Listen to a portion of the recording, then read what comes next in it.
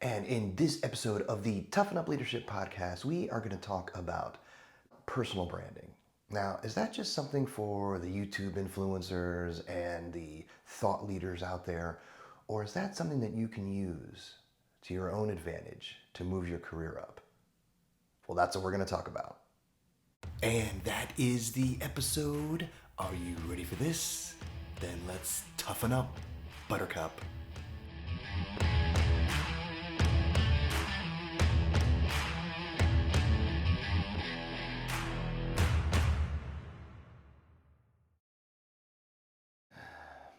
All right, welcome to the Toughen Up Leadership Podcast. This is Jason Kistler. I appreciate you tuning in and hanging out for a little bit. And this week we're going to talk about personal branding. And this is a subject that comes up frequently when I've been talking to different managers who they wonder why they're not getting noticed or how they spend large amounts of time in a single position and they just don't feel like they're getting any traction. And one of the first questions that I always ask is, well, what are you known for? What do people think of you? And that's exactly what leads us into the discussion of personal branding, because personal branding is your ability to define how you appear to other people. Now, you can just take that at happenstance and say, well, I am what I am, or you can intentionally construct that personal brand. And that's what we're going to talk about today is how do you construct and manage your personal brand so that the image and the values that you're projecting to other people are consistent with what you expect them to be.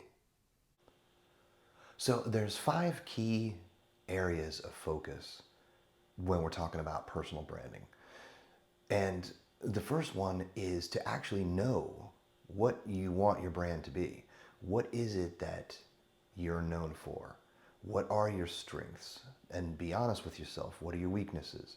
Where do you think you can improve? And what is your value proposition to others? What are you good at? What is it that you can help people with? What are things that you could volunteer your time for to be able to be known for that thing, whatever it is? If it's accounting or engineering, leadership, parenting advice, whatever it is, this is the kind of thing that you need to identify what exactly the image is that you want to represent yourself. Really have some serious self introspection to figure out what your values are. What do you really believe in?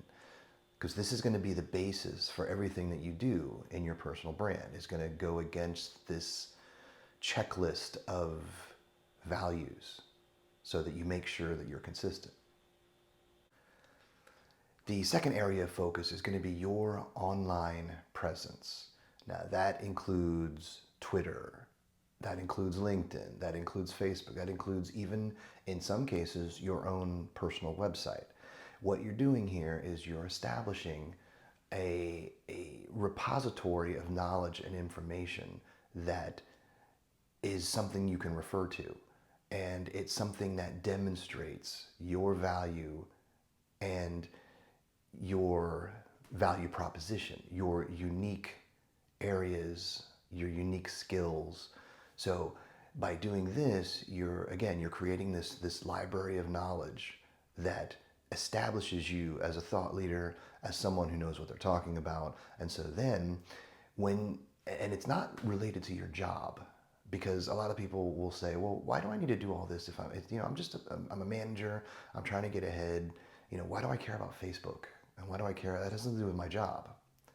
But personal branding goes beyond just your immediate job.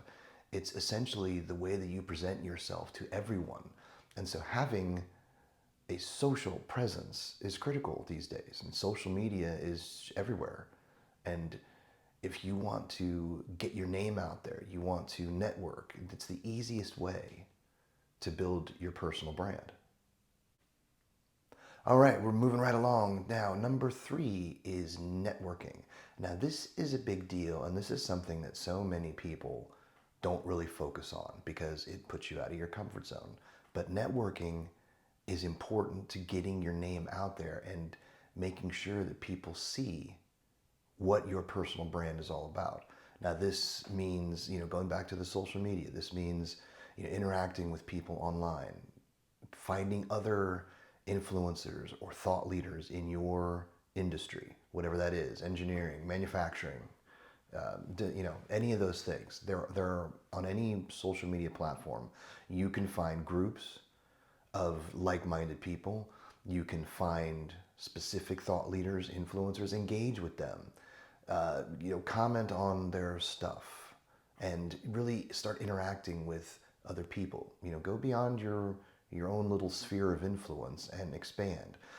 Find industry specific events and go to these events. Start networking with people there.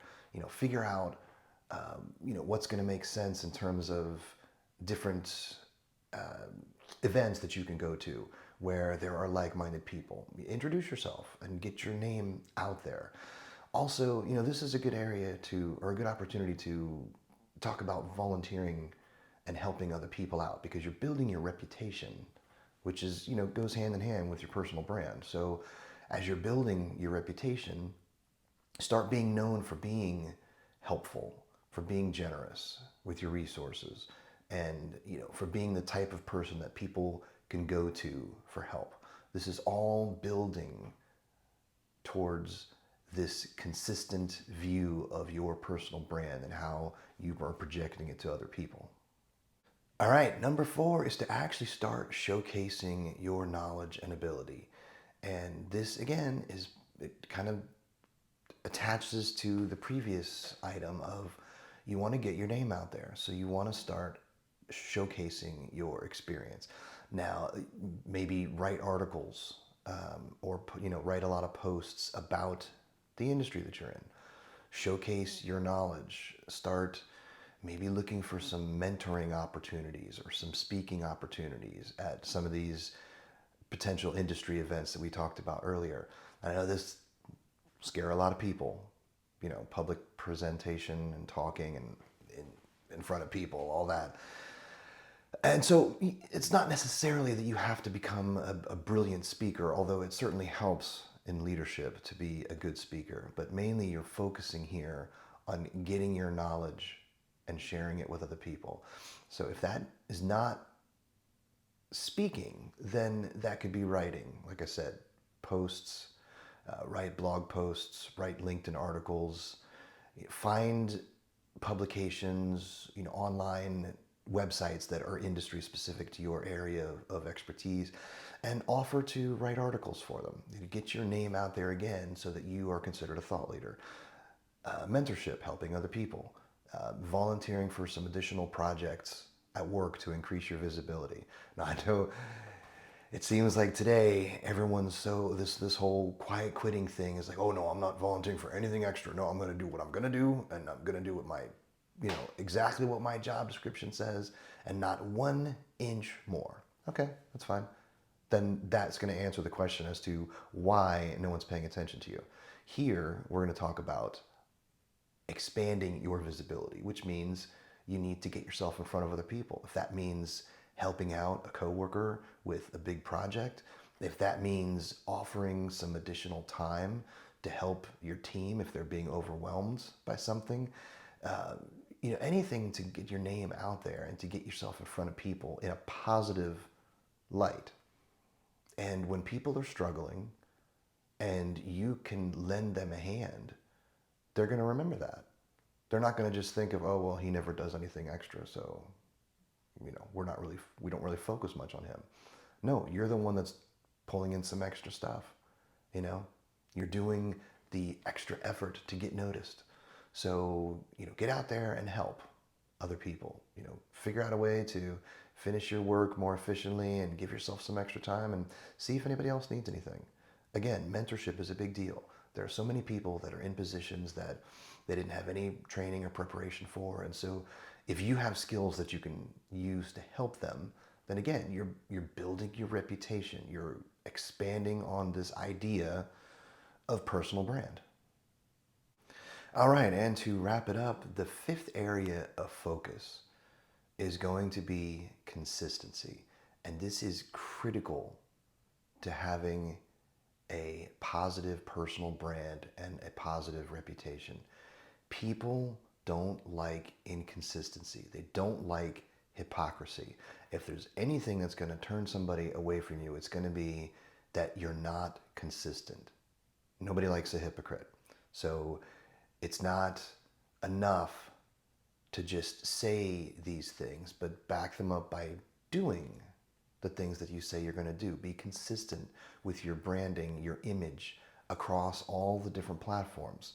If you're trying to portray yourself as professional and your Facebook page is loaded with a bunch of videos of you getting trashed downtown at a party, then that's not a consistent image for a personal brand.